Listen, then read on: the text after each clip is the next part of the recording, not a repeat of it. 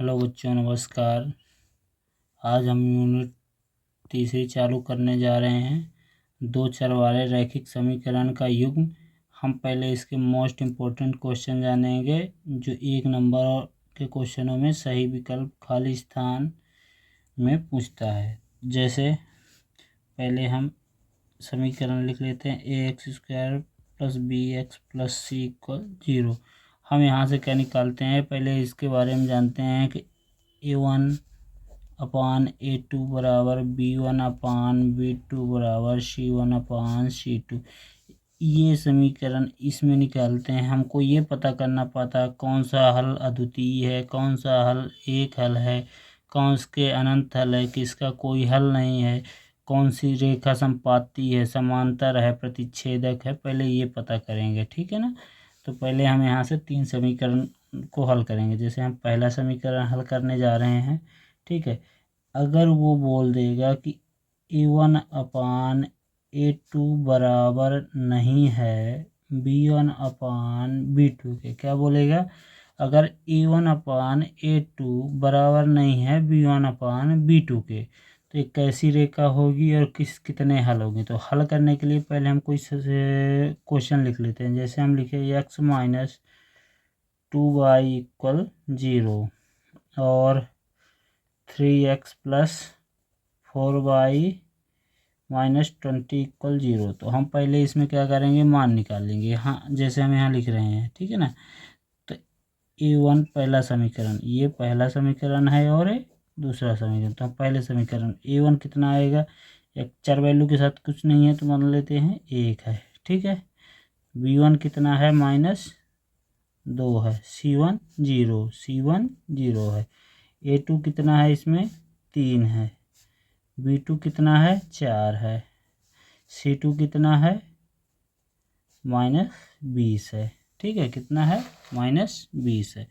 तो हम क्या करेंगे, अब यहाँ से हम क्या निकालेंगे, a1/a2 बराबर 1/3। तो b1/b2 बराबर -2/4। काट देंगे तो क्या आ जाएगा, -1/2। बस हम इतना ही करते हैं। आगे क्या भाई, फर्स्ट समीकरण है, ज़्यादा जाना नहीं है हमको। a1 a2 देखो, तो 1/3 और -1/2, क्या दोनों मान बराबर हैं, दोनों मान बराबर हैं, नहीं है ना। तो हम क्या करेंगे, यहीं देखो, अगर दोनों मान बराबर नहीं हैं तो कैसा होगा हल अपना, कैसा होगा, केवल एक हल होगा, केवल एक हल होगा। कैसा होगा, एक हल। इसी को पेपर में कभी कभी लिख देता अद्वितीय हल। क्या, अद्वितीय हल, ठीक है ना। क्या लिख देता है, अद्वितीय। या तो लिख के देगा केवल एक हल, या तो लिख के देगा अद्वितीय हल। क्या लिख के देगा, या तो लिख के देगा केवल हल, या तो अद्वितीय। और इसी में पूछेगा ग्राफिक्स विधि में कैसी रेखा होगी, कैसी रेखा a1/a2 बराबर नहीं है b1/b2, तो कैसा ग्राफिक्स बनेगा, तो एक प्रतिच्छेद। कैसा बनेगा, प्रतिच्छेद करती हुई रेखा। कैसी रेखा रहेगी, जो एक दूसरे को प्रतिच्छेद करेगी, ठीक है ना।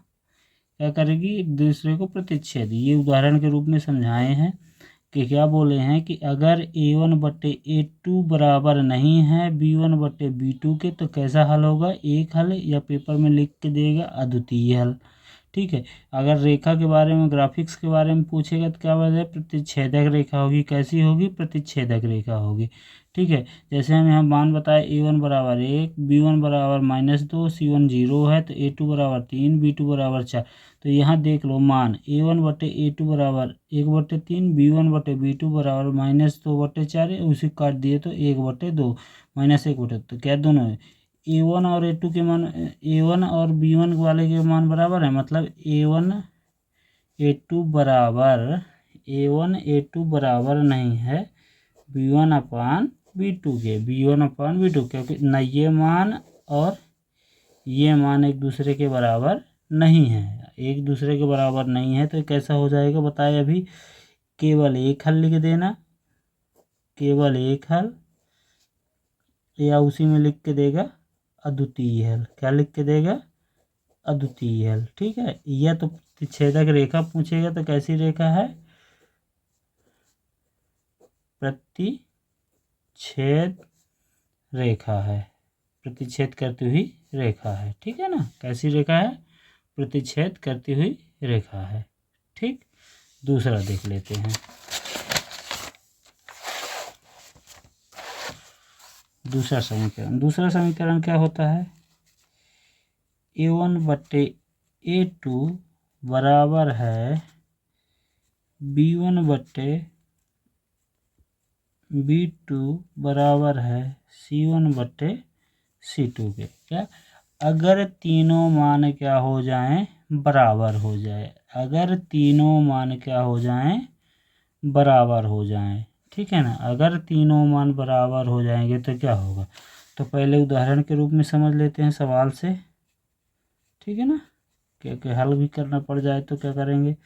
जैसे सवाल दे दिया 2x plus 3y minus 9 equal 0। दूसरा क्या समीकरण क्या लिख देते हैं? 4x प्लस 6y बराबर 18 माइनस ये। ठीक है। तो समीकरण 1 हो गया, समीकरण 2 हो गया। तो पहले समीकरण 1 से कर लेते हैं।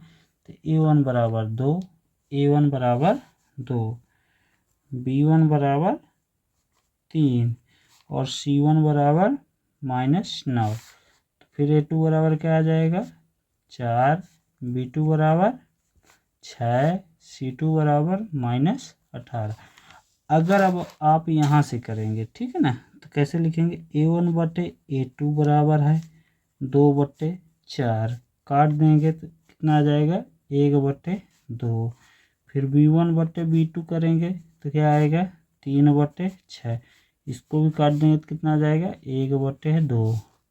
C1 बटे C2 करेंगे तो कितना आएगा? -9 बटे -18। तो माइनस से माइनस कट गया, 9 दूनी 18, तो 1/2। तो आप ये देखेंगे A1 बटे A2 का मान कितना आया है? 1/2। B1 बटे B2 का मान कितना आया है? 1/2। C1 बटे C2 का मान कितना आया है? 1/2। तो आप देखेंगे यहाँ तीनों का मान क्या है?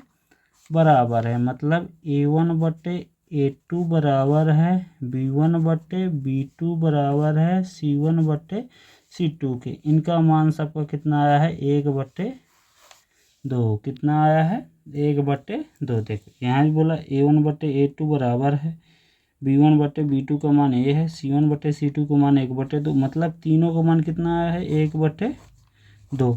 अगर तीनों मान बराबर हो गए, अगर तीनों मान बराबर हो गए तो क्या होगा?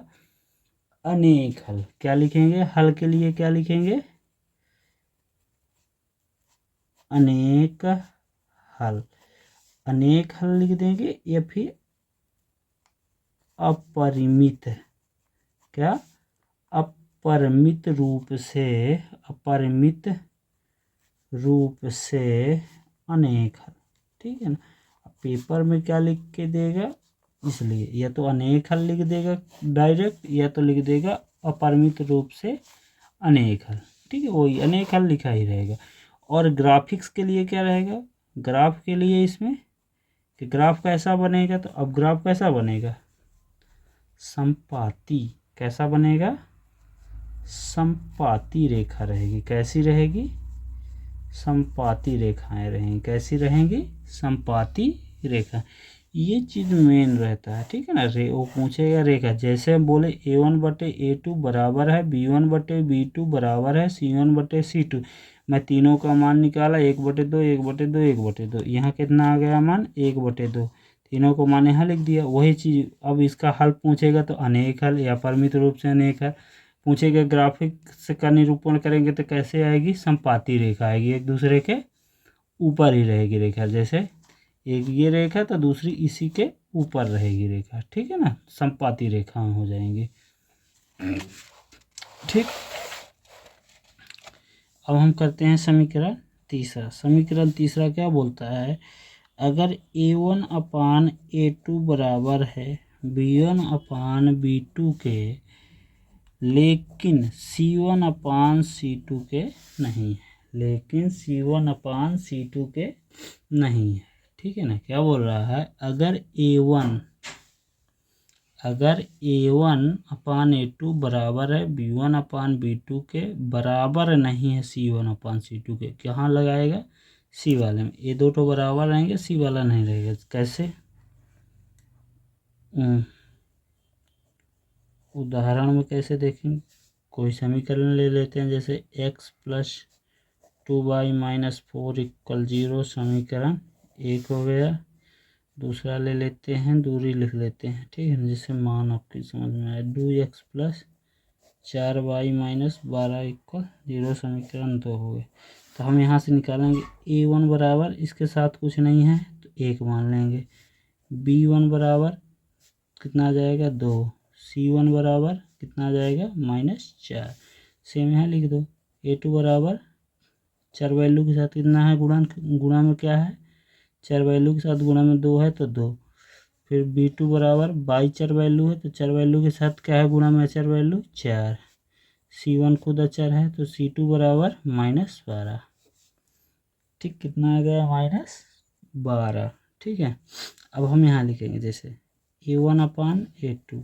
A1 का मान कितना है, 1/, A1 का मान 1, A2 का मान 2 तो 1/2। B1 अपान B2 कितना है, Bn है 2, B2 है 4 तो काट देंगे तो ये क्या रह जाएगा, 1/2। C1 अपान C2 कितना है, -4/, -12 तो माइनस से बाईस 4 करने 4 3 1/3।